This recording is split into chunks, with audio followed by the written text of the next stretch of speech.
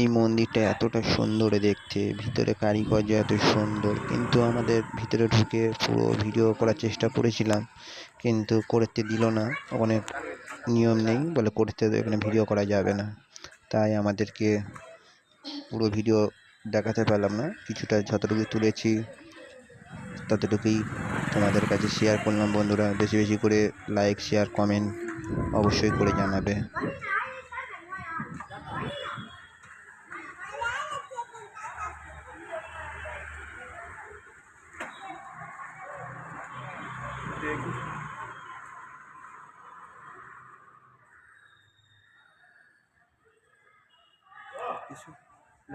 जावे ना, ठीक है।